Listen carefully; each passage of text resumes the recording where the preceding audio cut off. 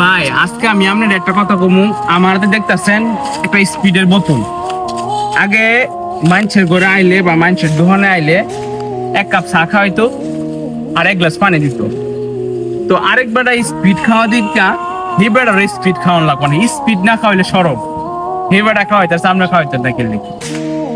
দেখুন মানুষ দেখা দেখি প্রতিযোগিতা করতে গিয়া নিজের পাশার ছাল থাকে না, এটাই কিন্তু তার প্রমাণ করে।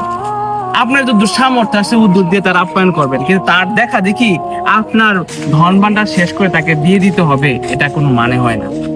তাই দেখা দেখি প্রতিযোগিতা থেকে নিজেকে এমন ভাবে বিরত রাখুন যেন আপনার জানমাল সব ঠিক থাকে।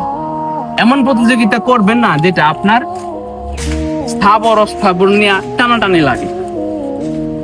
বিষয়টা বুঝতে পারছেন? আমি বলতেছি যে পাশের বাড়ির মহিলা 10,000 টাকা শাড়ি কিনছে, আপনারও কিন্তু হইব 10,000 টাকা, না হইলেও 6,000 টাকা কিন্তু হইব। আপনি এরকম প্রতিযোগিতা করবেন না। আপনার যা আছে তা নিয়ে আপনি সন্তুষ্ট থাকুন, এটা আমি বলার কারণ।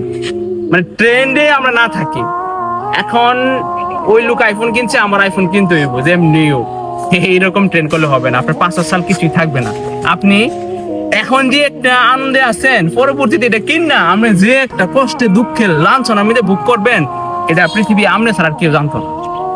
মানুষ হয়তো আমরা দেখবো, কিন্তু ভিতর তো আমরা জ্বালাতন আগুন কেউ দেখতো না। এটা উচিত কথা কয়ে দিলাম, মনে রাখবেন কথাটা।